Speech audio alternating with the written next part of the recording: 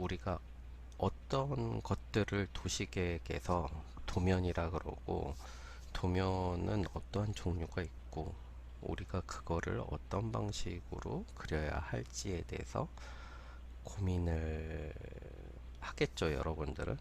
그리고 뭐 보통 여러분들이 이제 쭉 과제를 해서 가시면 가끔 교수님들이 이건 도면이 아니라 그러면서 야, 이게 무슨 도면이야, 이렇게 말씀을 하시는 게 있어요.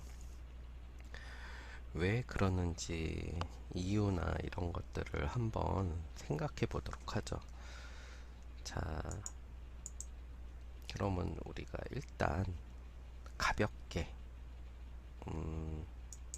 도시계획에 있어서 도면이란 무엇일까 고민을 하면서 우리가 도면을 한번 그려볼게요. 어렵게 생각하지 마시고, 우리가 약도도 도면이라고 볼 수 있거든요. 그러면 제가 지금 한 3분 정도를 드릴 테니까 여러분들이 그 한번 자기 집에서 가장 가까운 버스 정류장이나 그 지하철역까지 도면을 한번 그려보세요. 저는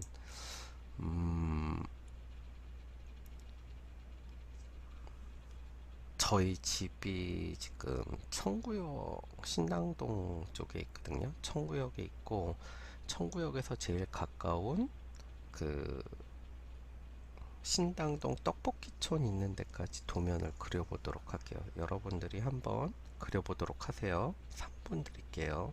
그리세요.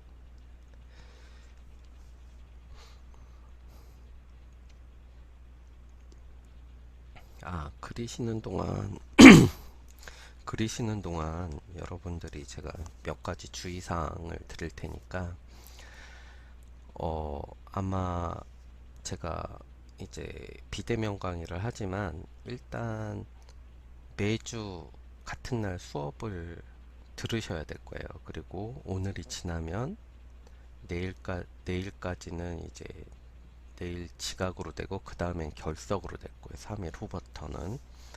그런 식으로 아마 제가 강의 세팅을 해 놓을 거고, 될 수 있으면 오늘 들어주시는 게 좋을 거예요. 그리고 이건 제가 따로 공지를 한번 드릴 거고, 음, 뭐 캐드 책을 꼭 사야 되느냐, 안 사셔도 돼요. 제가 프린터로 다 드릴 거고, 만약 사시고 뭐 아마 시험을 보신다 그러는 분들은 아마 사셔야 될 거예요. 제가 가르쳐 드리는 거 이외에도 뭐 필요한 것들이 있으니까, 저는 시험을 위해서 가르쳐 드리는 게 아니라 우리 과에서 도면을 어떻게 하면 편하게 그릴 수 있는지에 대해서를 가르쳐 드리는 것이기 때문에. 그리고 여러분들의 출석 체크나 이런 것들을 좀 고민을 하다가 매주 제가 이런 식으로 말씀드릴 거예요. 수업 중간중간에 오늘은 어떤 단어를 쓰세요, 이렇게 하면 제가 링크 걸어놓은 유튜브 들어가서 이름, 학번, 그 다음에 제가 말씀드린 그주그주 단어를 적어 주셔야 출석 인정이 돼요. 만약에 그게 없다, 그리고 그냥 듣기만 했다, 그러면 저는 그분이 강의를 제대로 안 듣고 그냥 틀어만 놓으시고 딴짓 하신 걸로 여길 뿐이었고, 출석을 결석 상태로 만들어 드릴 거예요. 그러니까 지금 제가 미리 수업 시간, 지금 약도를 그리는 시간에 미리 말씀드리니까 그거를 꼭 기억하고 있다가 수업 끝나면 유튜브 들어가셔가지고 이름, 학번, 그 다음에 제가 구주구주 말씀드린 단어를 하나를 적어 놓으시면 돼요. 아셨죠?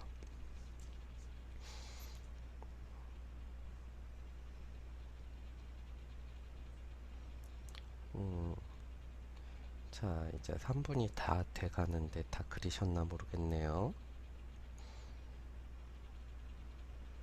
네, 3분이 됐습니다. 저는 이런 식으로 그렸어요.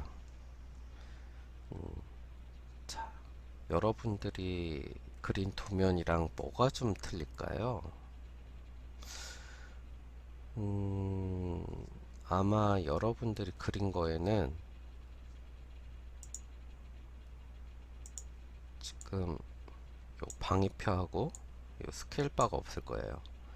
보통 이게 없으면 아마 도면이라고 안 해요. 그리고 지금 약도라 그러는데 제가 여 옆에 뭐 따로 그린 게 없거든요. 근데 도면이라 하려면 원래 여기 범례표가 이렇게 들어가야 되겠죠. 그래서 범례표로 해서 뭐 공원은 어떤 표시, 기호로 다 표시가 되죠. 우리가 공원은 어떤 표시, 뭐 이런 식으로 해서 범례표가 들어갈 거고, 그 다음에 주제가 들어가야 되겠죠. 아, 이거는 어떤 주제다. 요번 시간에는 뭐 보통 도면 이름, 범례표 요거는 좀 잘 찾는데 여러분들이 좀 제일 약한 게 보시면 음, 이런 것들이에요. 이 스케일바하고 방위표를 잘 안 넣어요. 이게 2학년도 그렇고 3학년도 그렇고 아마 좀 고학년으로 가도 여러분들이 처음에 1학년 때 좀 신경 써서 듣지 않으신 분들은 방위표와 스케일바를 매번 빼면 그러니까 좀 안 넣으셔가지고 교수님들이 야 너는 어떻게 학년이 그런데 도면을 못 그리냐 이런 소리를 들으세요. 그러니까 요런 네 개가 꼭 들어가야 된다고 기억해 두시면 됩니다.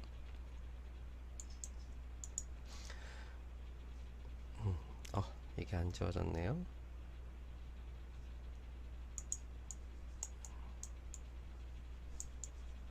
자, 그러면 우리 도시계획에 있어서 음, 어떤 도면의 정의는 어떻고 분류는 어떻게 하냐 이거를 한번 보도록 할게요. 지금 이 시간에는 좀 천천히 여러분들이 보시고 앞으로 뭐를 하실 때마다 한 번씩 요 부분들은 찾아보시면 될 거예요.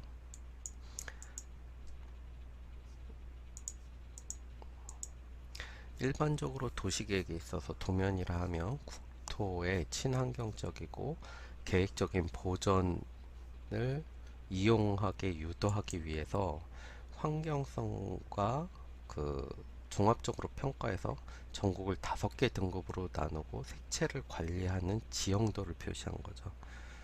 그 다음에 도시 계획에 있어서 지도의 분류를 보시면 이렇게 나뉘어요. 축적에 의한 분류가 있고 뭐 소축적 지도, 대축적 지도 이렇게 나누죠. 우리가 이거는 뭐 큰 범위를 다룰 것이냐, 작은 범위를 따를 것이냐에 따라서 소축적이냐, 대축적이냐를 다룰 것이고, 이제 종류에 의한 분류는 뭐 일반도가 있고 주제도가 있습니다. 뭐 일반도는 우리가 좀 뭐 산지 지형, 해안선, 뭐 논밭, 산림 쭉 이런 것들이 나와 있는 것들을 얘기하는 거죠. 일명 지형 지적도 를 얘기하는 거고 주제도는 특정한 목적에 따라 이제 주제만을 나타내는 뭐 지도예요. 뭐 일기도, 기상도라 그러죠 우리가. 그 다음에 운전할 때 쓰는 내비게이션에 쓰는 도로도, 그 다음에 항해할 수 있는 해도, 통계가 그래프를 넣은 뭐 통계지도. 앞으로 요 뒤쪽에 보시면 여러 가지가 있을 텐데 그런 것들이 있고 작성에 의한 분류법, 이게 뭐 실측도 우리가 직접 가가지고 뭐 측량이나 직접 뭐 작성한 지도를 얘기하죠. 아니면 우리가 항공 측량으로 해서 정확하지 않다 그러면 나가서 실측.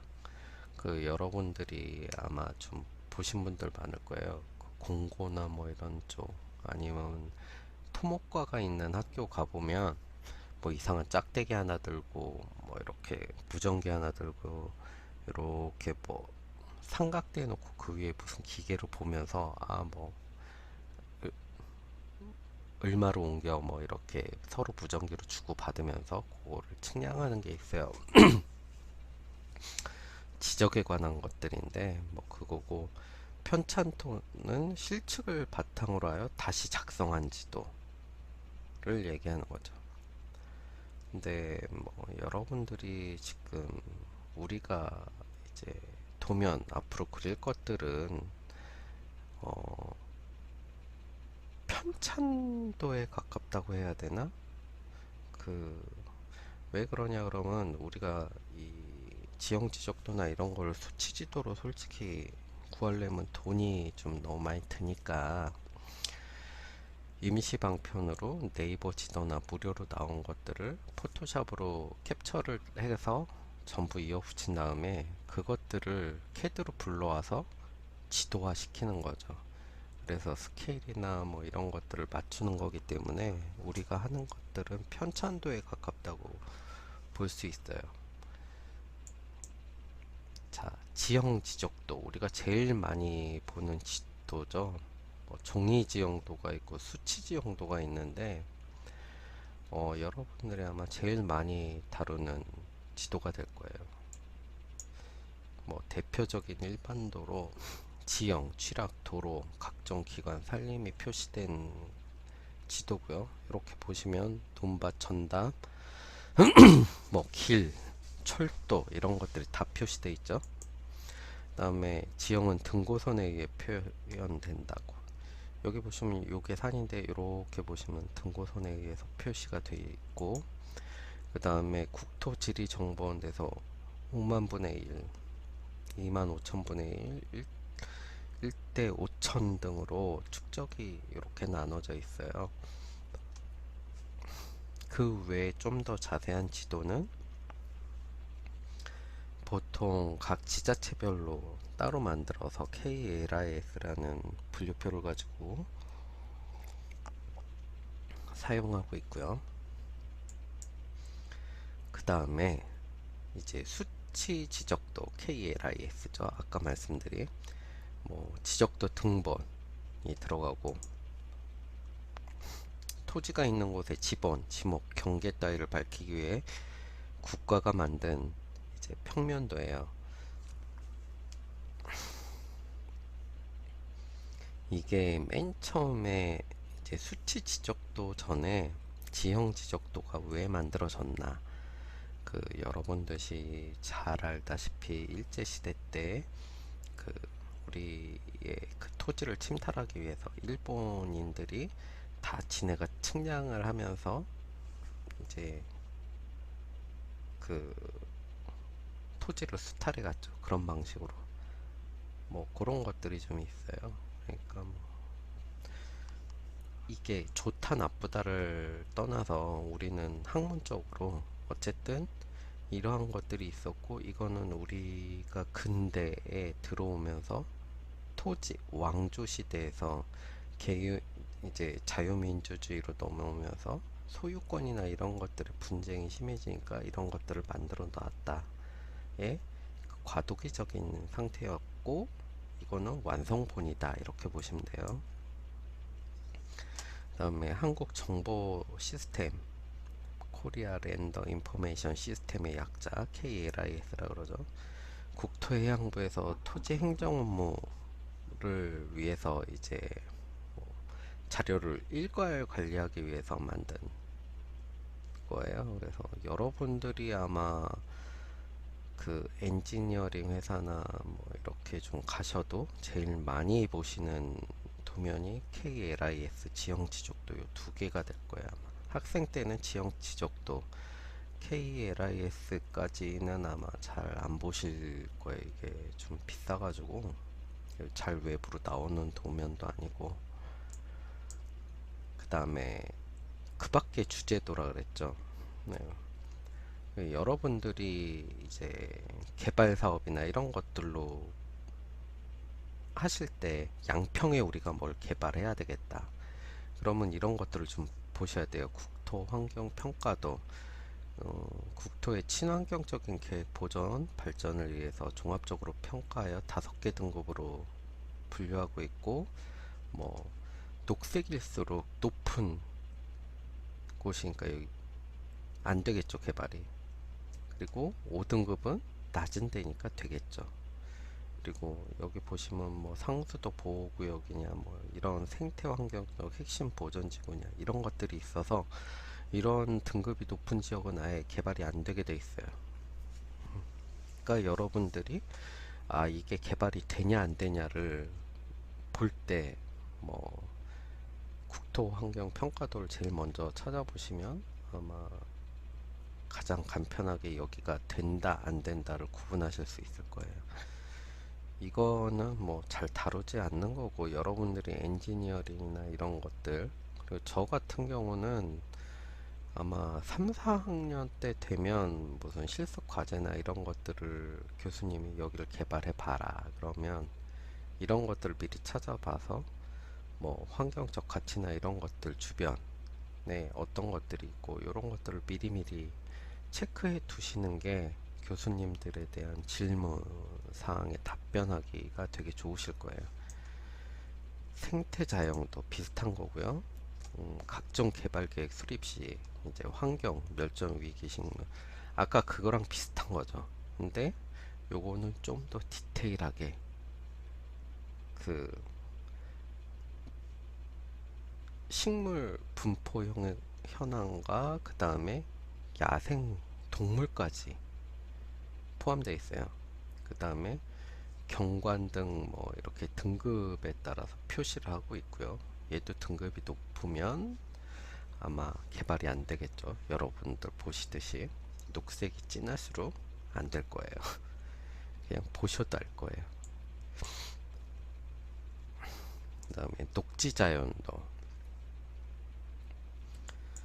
뭐 녹지자연도는 인간에 의해서 인위적으로 개발되는 이제 자연이 어떻게 변화되냐를 알아보기 위해서 만든 것이고요. 그걸 10개 등급으로 표시를 했어요. 왜 이렇게 디테일하게 했을까요? 그러니까 개발이 되고 안 되고에 대한 디테일한 그런 것들을 만들기 위해서 이제 만들어 놓은 것이죠, 우리가. 그러면 뭐 개발이 된다 안 된다, 어디를 개발할 것인가에 대해서 고민할 때 이제 디테일한 쪽으로 내 땅이 어디 정확하게 해서 요게 될까 안 될까에 대한 고민의 기준점이 되는 거죠. 요 위에 앞에 있던 세 개들이. 자, 보시면 아시다시피 LIS나 이런 것들은 잘 보시지만 뭐 제가 약간 잘렸을 수도 있는데 이렇게 방위표, 법례표, 스케일바 무조건 3개는 들어가야 돼요. 도면에서. 그리고 이 지도가 뭘 나타내는 건지 제목도 꼭 적어 주시는 게 도면이다, 우리가 도면이라고 부를 수 있다, 이런 것들을 늘 기억해 주시면 좋겠어요. 그 다음에 토지 피복 분류도, 뭐 요것도 이제 우리가 개발을 할 때 어떤 방식으로 개발의 밀도나 이런 것들, 이거에 주된 거는 위성 사진을 이제 분석한 거죠. 지표를 분류한 거예요.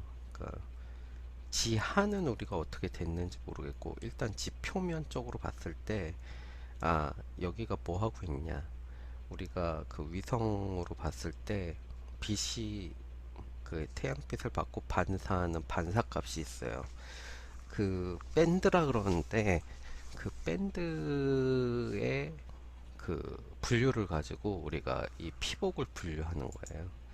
그래서 인공위성 자료를 이용한다는 거, 뭐 초지냐 콘크리트냐, 이게 아스팔트냐, 아스팔트나 콘크리트가 많으면 어쨌든 우리가 개발이 많이 된 지역으로 볼 수 있고, 이렇게 파란색으로 보이면 녹지 지역으로 많이 볼 수 있겠죠. 그 공간 구조 실태 파악을 위해서 하는 거고, 제일 중요한 건 오염 부하량, 환경 용량을 산출하기 위해서 이 지도를 쓴다는 걸 기억해 주시면 돼요. 뭐 그 밖에 환경 관련 주제도 영급, 경급, 수관밀도. 뭐 수관밀도라는 거는 여러분들이 밑에서 이 하늘을 봤을 때 나무가 어떻게 가려지냐, 그 나중에 한번 수경이라는 얘기를 할 거예요. 아마 수경이라 하면 나무의 뿌리, 이제 기둥이라 그러죠.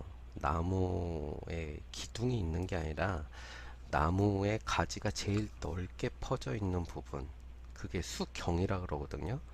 그 부분들이 어떻게 촘촘히 돼서 연결돼 있나에 대한 것들을 나타내는 거예요. 식생지수, 뭐 비오톱 지도, 토양 지도, 지질 지도, 뭐 음영 기복도 이렇게 나오는데, 음영 기복도는 우리가 만약에 개발할 지역들이 뭐 경사가 어느 정도 되냐에 대한 거고, 그리고 여기 보시면 지질도, 요것도 의외로 중요하죠. 왜?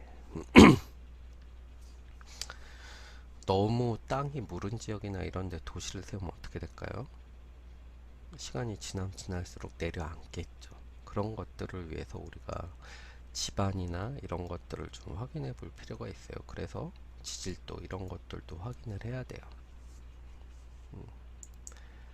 뭐 쭉 보시면 이런 것들이 있다. 요 정도만 아시고 나중에 각각 필요한 것들은 그때그때 찾아보시는 게 좋아요. 저도 뭐 저는 주로 뭐 제 취약성 분석을 하기 때문에 이런 것들은 좀 잘 안 보거든요. 뭐 KLIS나 뭐 이런 것들, 그다음에 그 DM 이런 것도 좀 보고요. 경사가 심할 때는. 그다음에 뭐 수관 밀도나 이런 것도 좀 보고, 뭐 그 사면, 경사 사면도 뭐 이런 게 있어요. 그 이게 지금 우리가 올해는 비가 많이 와가지고 뭐 산사태 이런 것들이 많이 나는데, 그런 것들이 날 확률이 높은 것들을 또 따로 지도로 모아서 만든 것들이 있거든요. 각 지자체별로. 그런 것들, 뭐 이런 것들을 확인해서 보시면 돼요. 그 다음에 많이 보시는 게 용도 지역 지구도, 도시 지역을 주거 지역, 상업 지역, 공업 지역, 자연 녹지 등으로 표시한 지정 현황도고, 보시면 알다시피 노란색 주거 지역, 녹지, 빨간색 뭐죠? 상업 지역. 뭐 이렇게 공업 지역은 여기 안 나타나는데요. 뭐 이런 식으로 해서 만들어 놓은 여러분들이 좀 많이 보실 수 있는 지도 중에 하나죠. 그 학부 때 많이 보실 수 있는. 그 다음에 도시계획 기본 계획도 뭐 이렇게 특별시, 광역시, 시군구, 관할 종합계획도고, 도시관리 수립의 지침이 되는 거예요. 여러분들 이런 거 많이 보셨을 거예요. 각 지자체별로 이제 들어가시면 메인 도로나 이런 것들에서 우리의 뭐 그 위치, 서울시의 위치, 경기권에 보면 수원, 성남, 광주 이런 식으로 연결되는 도로들, 그래서 우리는 어떤 방식으로 이런 것들을 도로를 계획할 것인가에 대해서 이야기를 하는 것이죠.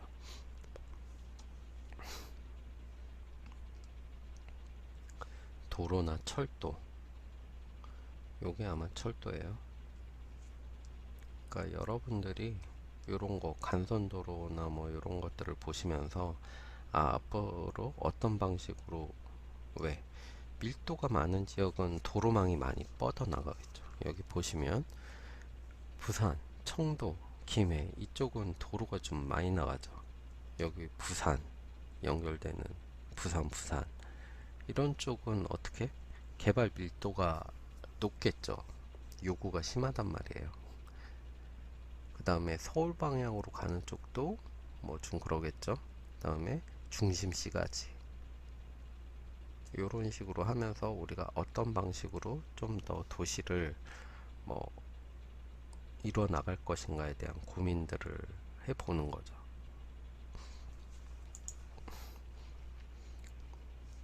그 다음에 부분별 계획으로는 토지 이용 계획도, 교통 계획도가 있는데, 토지 이용 계획도는 뭐 여기 보시면 그냥 같이 보통 겹쳐서 쓰고, 교통 계획도는 아마 따로 많이 뽑아서 쓰는 경우가 많을 거예요.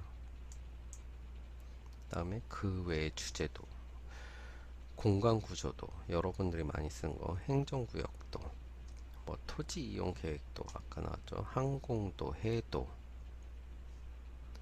이런 것들이 있습니다. 그 다음에 뭐 이런 것들은 여러분들이 앞으로 좀 보시면서 계속 활용을 하시면 되는 것들이고, 이해를 지금 듣는다고 해서 여러분들이 100% 이해를 된다, 저는 그렇게 생각 안 해요. 이거는 자꾸 지도를 보고, 아 이건 뭐지 뭐지 이렇게 고민을 하시면서 넣으시는 거예요. 그냥 한 번씩 이런 것들이 있다, 이런 것만 지금 봐주시면 돼요. 그 다음에 지형 단면도, 뭐 이렇게 경사도가 있는 지역을 개발할 때는 우리가 단면도를 한 번씩 그려줘요. 왜냐, 뭐 일단 경사도가 15도 이상 되면 개발비가 많이 들거든요. 뭐 그런 것들을 판단해 보기 위해서도 그렇고, 과연 여기가 그런 뭐 산사태나 이런 것들이 일어날지 안 일어날지, 이런 것들,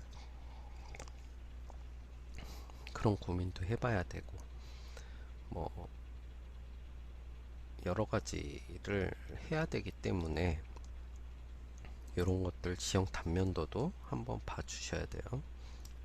일기도, 이건 우리가 제일 안 보는 것 중에 하나고, 그다음에 통계도는 여러분들이 이제 나중에 한 번씩 보실 수 있어요. 뭐 인구 통계나 이런 것들을 해서 어떤 방식으로 인구 분포나 이런 게 돼 있나, 아니면 뭐 전력 사용량이라던가 뭐 이런 것들을 보실 수 있고, 결국 제일 마지막에는 이런 방식으로 조감도를 통해서 우리가 이런 방식으로 개발을 하겠습니다 라고 보여주시는 거죠.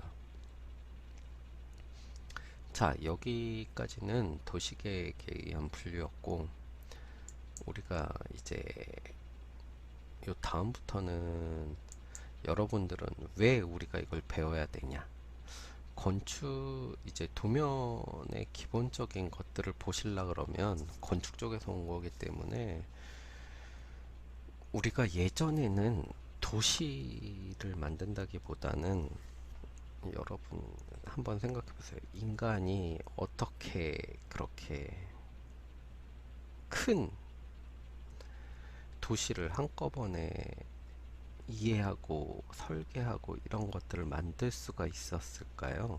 없었겠죠. 건물 한 채 한 채 뭐 이런 것들을 고민하고 오밀조밀 놓다 보니까, 우리가 대충적으로 그게 쌓여서 도시는 이런 식으로 가는 게 좋겠다라고 만들어진 것이에요. 그렇기 때문에 음, 그 우리는 이제 평면도나 기본적인 건축 도면을 이해를 해야 돼요. 왜?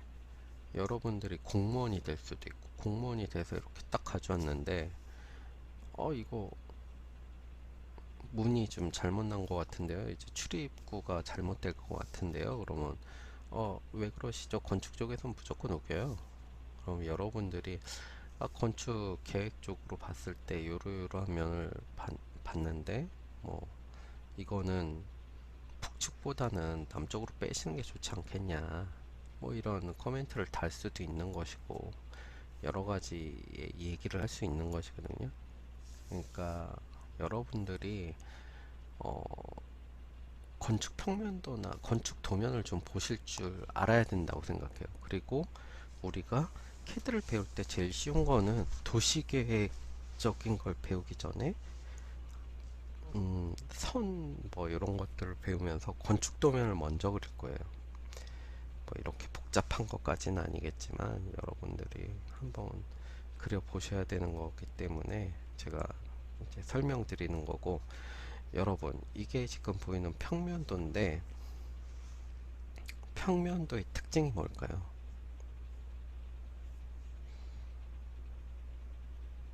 고민을 한번 해보세요, 여러분들이. 평면도에는 뭐가 보이죠? 여기 보시면 개구부라 그러죠. 문도 보이고 창문도 보이고 그 다음에 기타 집기들도 다 보이죠. 그 다음에 계단도 보이고. 자, 이거를 다 보일라 그러면 우리가 어느 정도에서 이제 잘라야지 이 것들이 다 보일까요?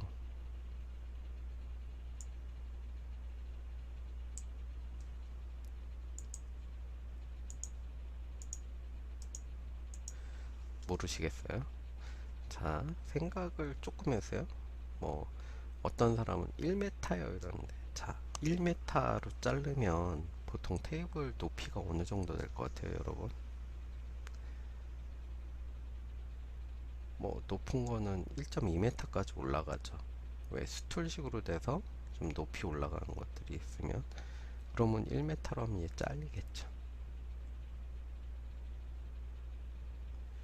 그리고 우리가 이 개구부가 보통 창문 높이가 어느 정도 되나요? 이게 우리가 1m로 자르면 이게 보일까요? 안 보일까요? 안 보이겠죠.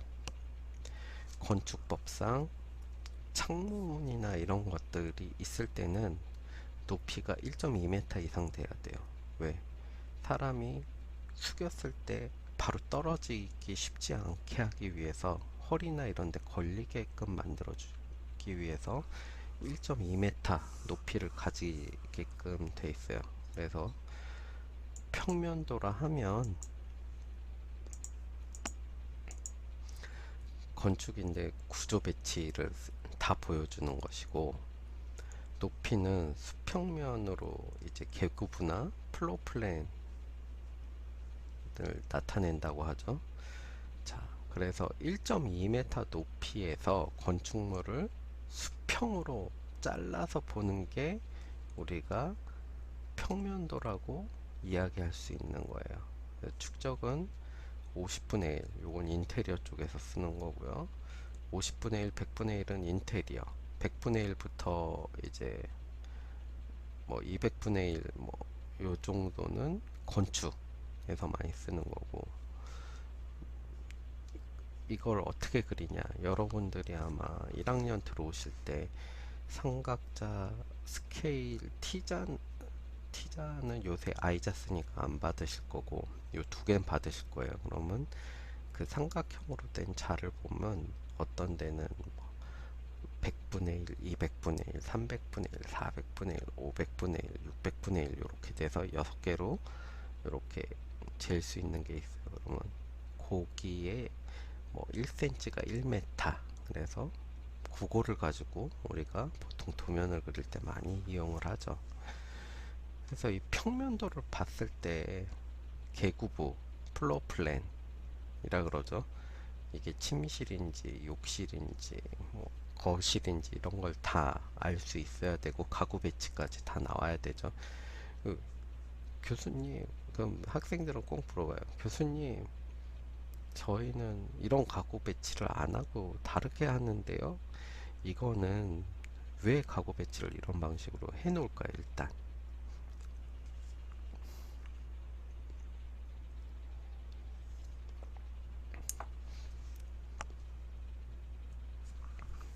모르시겠죠? 어, 우리가 플로어 플랜이라 해서 일단 가구를 이런 방식으로 좀 기계적으로 깔아 놓는 게 있어요. 뭐 특히 뭐 주방 같은 개조, 가배 이런 식으로 돼 있거든요. 개수구, 그 다음에 조리대, 뭐 개조, 가열대, 배선대 이렇게 해서 네 가지를 위주로 이렇게 만들어 놔요. 뭐 개수대, 배선대, 그 다음에 가열대죠. 그 다음에 요 부분 어딘가에 전자레인지가 들어가고 배선대, 만든 음식을 놓는 곳 이렇게 들어가는 거예요. 그래서 개조, 가배 이것들을 해놓는 이유는 우리가 이제 전반적으로 조명을 어디다 설치할지에 대한 고민을 하는 거예요. 그 다음에 여기 보시면 콘센트 뽑아 놓는 자리들이 있어요. 이 콘센트를 어떤 쪽으로 뽑아 놓을지에 대한 것들을 고민하기 위해서 미리 계략적으로 이런 것들을 다 만들어 놓는 거죠. 그래서 아, 보통 요 정도 되면 우리는 요 정도에다가 뭐 그 조명을 어떤 방식으로 깔아야 되겠다. 뭐 이런 것들을 고민해서 만들어 놓는 거예요. 그래서 미리 이런 가구 배치나 이런 것들을 고민을 하기 위해서 우리 평면도를 보면서 이제 천장까지 고민을 하는 거죠. 평면도를 잘 그리면 천장도가 편하고 그 다음에 단면도, 인면도도 되게 쉽게 그릴 수 있어요. 그래서 아주 기본이 되는 뭐 도면이라고 얘기할 수 있죠. 그 다음에 인면도, 어떤 면을 수직투상도 이렇게 보시면 아시다시피 딱 봤을 때 서 있는 모습을 그대로 수직으로 보시는 거예요. 여기 배면도는 뒤에서 본 모습이고 우측면도, 좌측면도 이렇게 나오겠죠. 정면도 이런 것들을 이제 보면서 그리는 건데 이걸 왜 필요로 하냐? 평면도만 보고 우리는 입체적으로 이게 어떤 모양이지 이렇게 구분이 안 돼요. 그렇기 때문에 아, 전체적인 인면을 한번 보고 평면과 인면을 맞춰서 3D적인 입체감을 그 뭐라 그러지? 상상해내서 그리기 시작하는 거예요. 그런 것들이 있어요. 그리고 여러분들이 혹시라도 뭐 건축과나 이쪽으로 수업을 좀 들어두시는 게 좋을 것 같아요. 저 같은 경우는 추천을 해요. 뭐 건축, 그 다음에 도시계획 요거를 하시면서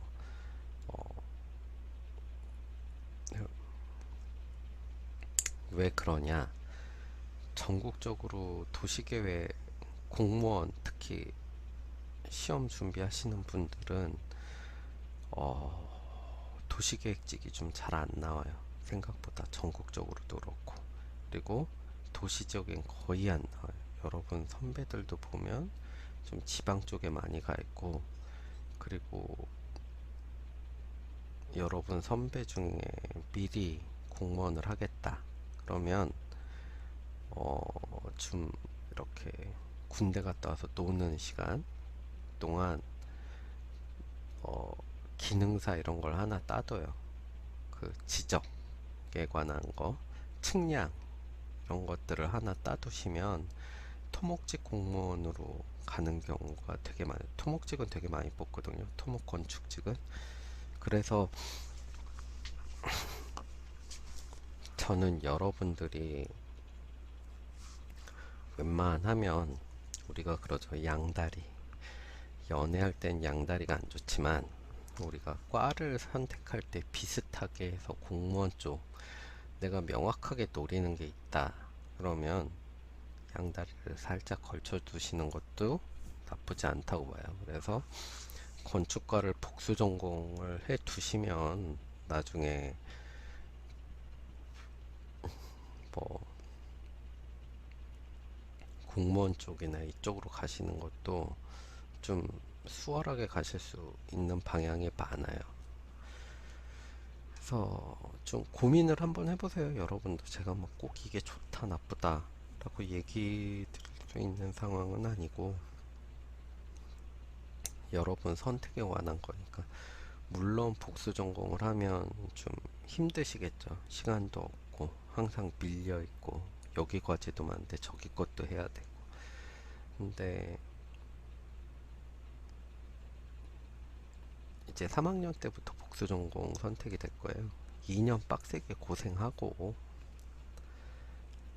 그 이유가 좀 편한 게 좋지 않을까. 저는 그렇게 생각해요. 선택은 여러분들이 하시는 게 좋겠죠. 네, 단면도 이게 제일 중요한 거예요. 단면도 그 물건을 수직으로 잘라서 그 단면을 나타낸 거고, 내부 구조를 표시하고 그 다음에 우리가 이 평면도랑 같이 작업을 하면서, 이게 왜 중요하냐, 기초가 들어가기 때문에 그래요. 그 전반적으로 우리가 이게 어떤 방식으로 구조가 만들어지는지에 대해서 고민을 하는 거예요. 뭐 보통 평면도에서 우리 아까 보신 평면도에서 AA 다시 뭐 이런 식으로 하면 요게 A 단면도 가에서 나 뭐 이런 식으로 하는 거고, 이제 천장 높이 그 다음에 뭐 이런 것들이 다 나타나는 거죠. 그래서 우리가 여기 보시면 기초가 들어가고, 거기에 대해서 거실의 높이, 층고, 지붕까지 쭉 단면이 나타나죠.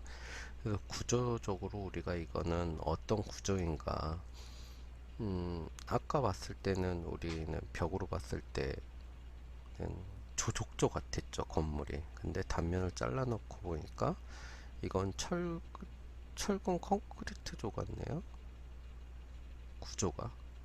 그냥 일반적으로 하는 우리가 이렇게는 잘 안 짓긴 하지만 철근 콘크리트조로 건물을 만든 것 같아요. 그래서 우리가 여기 침실, 거실 뭐 이런 식으로 아까 딱 봤을 때 AA 잘랐을 때 이런 방식으로 볼 수 있다. 그 다음에 여기 보시면 OL이라 돼 있는 거 있죠. 여기가 지표의 지표. 지표 상태에서 우리가 요 지표 윗부분과 아랫부분, 지하에 배설된 부분, 이런 것들을 볼 수 있는 거죠.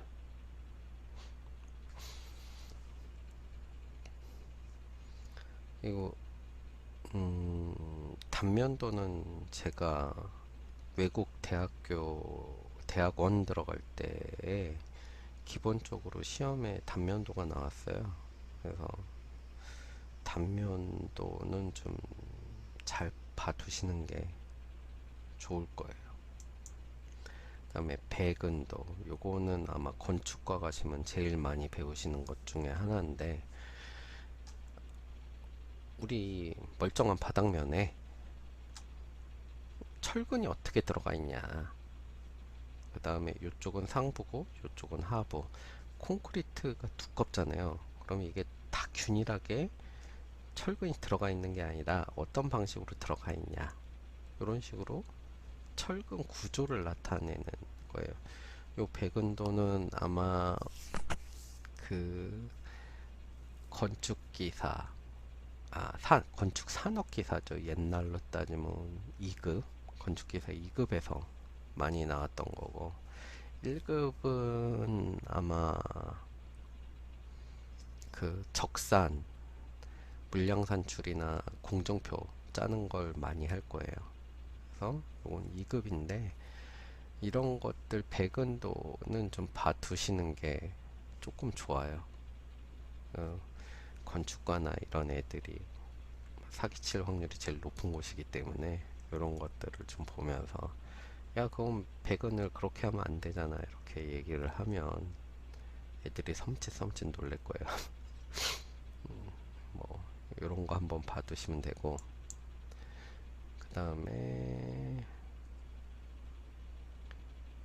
여기 보시면 슬레이브, 요거는 그냥 바닥면을 얘기하는 거, 벽, 연결포, 여기서 보호라 그러면 요 옆에 점선으로 보이시죠? 기둥과 기둥을 연결해 주는 것들을 보호라고 얘기해요. 표시를 이런 식으로 해주고. 그러니까 기둥이 박혀 있고, 이건 지금 슬레이브에 대한 백은도를 나타내는 것이고, 요 단면도를 나타내서 위아래 철근이 어떤 방식으로 박히냐를 보여주는 것이고, 전체적으로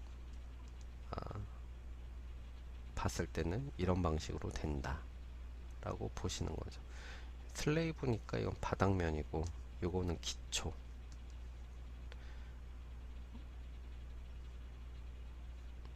그리고 이런 것들은 한 번씩 여러분들이 특별히 그릴 일은 없을 거예요. 만약 그려야 된다 그러면 이제 좀 골치가 아프신 거죠. 여러분들이 생각보다 이게, 근데 이것도 그리다 보면 구조적으로 이게 막 어려운 게 아니라 기계적으로 딱딱딱 나오게 돼 있어요. 이형 철근 간격은 뭐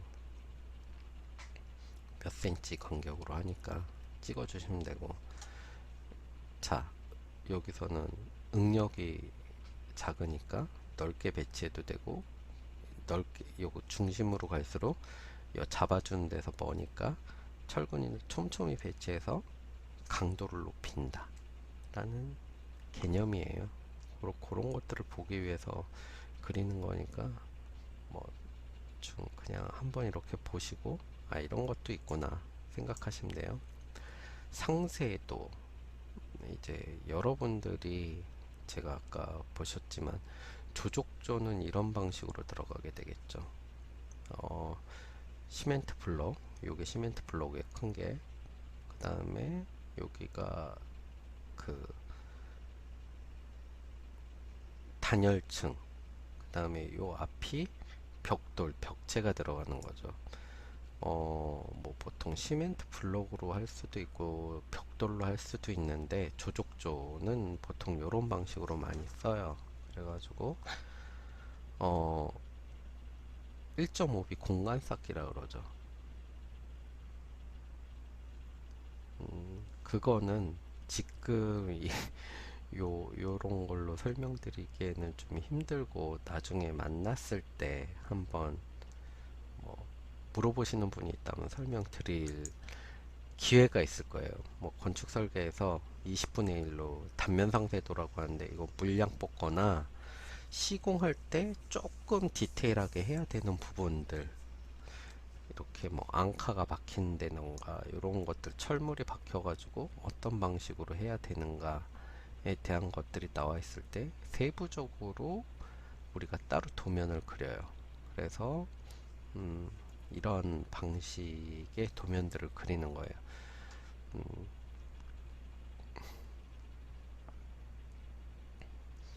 그리고 요번에 태풍 불고 그랬을 때 벽체가 날아간다 그랬죠. 이런 방식으로 시공한 것들이에요.